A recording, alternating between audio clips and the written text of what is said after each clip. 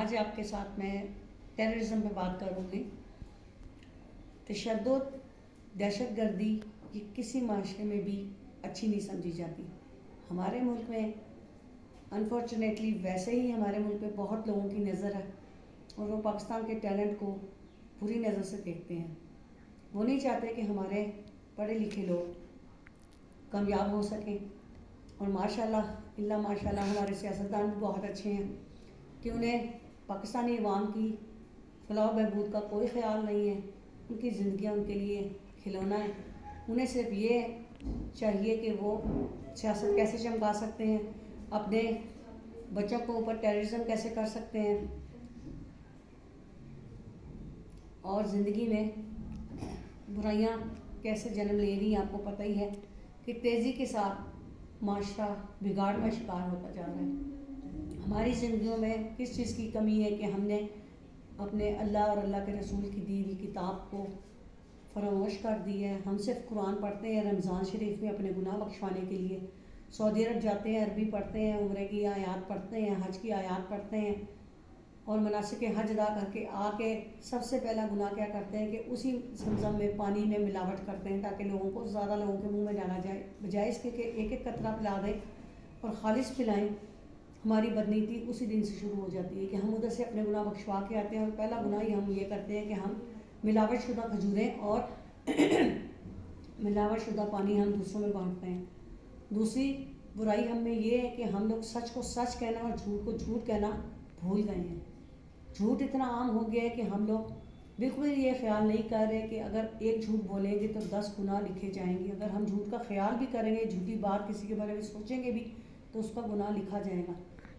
اور سچ جو ہے اس کو آنچ نہیں ہوتی، سچ بولنا چاہیے، چاہے کروڑوں کا نقصان ہو جائے، ہمیں سچ کا ساتھ نہیں چھوڑنا چاہیے۔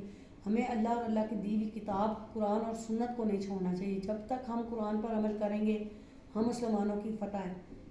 اگر ہم نے قرآن کو چھوڑ دیا، سنت کو بھول گئے اور ہم لوگ عیاشیوں میں پڑ گئے، ٹک ٹاک، اسنیپ اور واٹس ایپ اور دوسرے ورگل چیزوں میں بچوں کو ڈال دیا، موبائل ہر بچے کے ہاتھ سے نہ لیا گیا، تو اور بچوں کو تعلیم کی بجائے دہشت گردی کے زمرے میں لایا گیا اور کالج یونیورسٹیاں بند کر دی گئیں کہ جی دوسرے ممالک دہشت گردی کے ذریعے سے ہمارے اوپر حملہ کر رہے ہیں، بلوچستان افغانستان سے پاکستان پہ حملے کی کوششیں کی جا رہی ہیں۔ میں پوری طرح اس کو کنڈیم کرتی ہوں اور میں کہتی ہوں کہ ان دہشت گردوں کو، ان کے ضمیروں کو سلا دیا گیا ہے، ان کی برین واشنگ کر دی گئی ہے مسلمانوں کو ختم کرنے کے لیے۔ یہ یہودیوں کی پروپیگنڈا ہے۔ پہلے انہوں نے ہماری ایجوکیشن کو خراب کیا، ہماری یوتھ کو خراب کیا، اب وہ ہمارے اوپر کرونا کی بیماری ہمارے اوپر مسلط کی، اس کے بعد اب دہشت گردی سے ہمیں سامنا ہے۔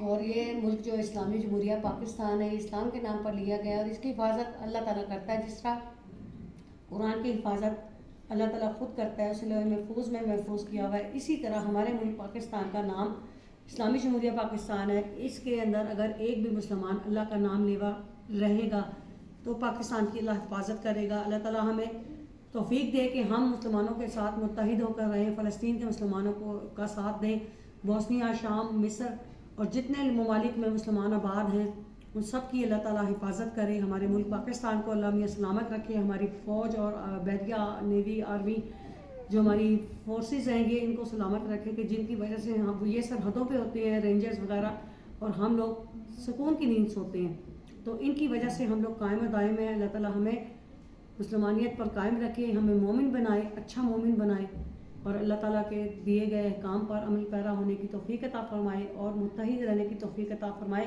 بچوں کا بہت زیادہ ٹائم ویسٹ ہو رہا ہے، یہ پڑھائی کے دن ہے اور ان دنوں میں کالج یونیورسٹیاں بند کرنے کا کوئی مصرف نہیں ہے۔ دہشت گردی کو روکنا چاہیے۔ ہماری پولیس فورس کو بالکل یہ احساس ہونا چاہیے کہ وہ جتنی بھاری ذمہ داری ان پر عائد ہوتی ہے ایز اے محافظ، ان کے اوپر جو ذمہ داریاں عائد ہوتی ہیں وہ فلفل نہیں کر رہے۔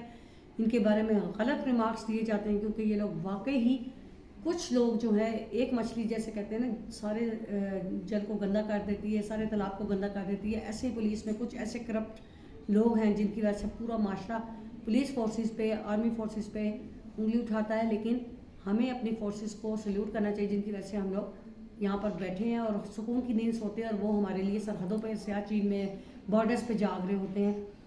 اور ہمیں انسانیت پکڑنی چاہیے اور ہمیں برائیوں سے بچنا چاہیے، کیونکہ پاکستان میں بہت زیادہ برائیاں، بہت زیادہ کرپشن، بددیانتیاں، بےایمانیاں، مہنگائی جیسی لعنت سے ہمیں دور کرنا چاہیے اللہ تعالیٰ کو. اور ہمارے مسلمانوں کو چاہیے کہ وہ کسی کا حق نہ ماریں. کسی کا حق ماریں گے تو قیامت والے دن ایک ذرے برابر بھی اگر نیکی کی ہوگی وہ بھی اس کے ایمان میں لکھی جائے گی، اور اگر برائی کی ہوگی تو اس کی بھی سزا اس کو برحق ہے وہ ملے گی. تو ہمیں منافقت سے دور رہنا چاہیے. ہمیں جو ہم اندر ہیں ہمیں وہی باہر ہونا چاہیے. اسی وجہ سے ہم لوگ بخشے جائیں گے، ورنہ قبر میں تو صرف ہمارا کفن ہوگا ہمارے ساتھ اور ہمارے اعمال ہوں گے. تو کفن ایک چادر ہوگی، وہ ہمیں بچا نہیں سکے گی. اعمال ایسی چیز ہے، جو اخلاق ایسی چیز ہے جو ہمیں بچا لیں گی. ہمیں بڑا غرور ہے، ہمیں ذرا سا زلزلہ آئے تو جھٹکے لگیں تو ہمارے آسان خطا ہو جاتے ہیں، ہمیں فوراً اللہ یاد آ جاتا ہے. لیکن جب ہم برائی کرتے ہیں تو ہمیں اللہ یاد نہیں آتا.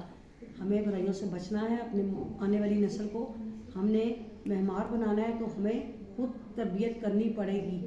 ان بچوں کو حوصلہ بھی دینا ہے، انہیں صبر و شکر کی تلقین بھی کرنی ہے، انہیں ایمانداری کی تلقین کرنی ہے. ہمیں صرف انہیں کتابیں نہیں یاد کروانی، ہمیں ان کو اچھا انسان اور اچھا مومن بننے کی ترغیب دینی ہے، تاکہ وہ اچھے انسان بن سکیں اور کارآمد شہری بن سکیں اور اللہ تعالیٰ کے ہاں قیامت والے دن سرخرو ہو سکے. اور ہمیں ہر وقت جنت کی استعداد کرنی چاہیے. اللہ سے دعا مانگنی چاہیے کہ اللہ تعالیٰ ہمیں جنت کا حقدار بنا دے اور جہنم کی آگ سے محفوظ رکھے. بس یہی کہنا چاہوں گی. ہمیں سب کو اپنے اعمالوں پر نظر رکھنے کی ضرورت ہے. ہر بندہ اپنے تکبر اور غرور میں ہے. تکبر اور غرور اور کبریائی صرف اللہ کی ذات کے لیے ہے، کیونکہ وہ وحدہ لا شریک ہے. وہ اللہ کل شیء قدیر ہے، ہر چیز پر قادر ہے. وہ چاہے تو ہمیں تار دے اور وہ چاہے تو اللہ تعالیٰ کو دے. طوفان نوح کا واقعہ آپ سب کے سامنے ہے.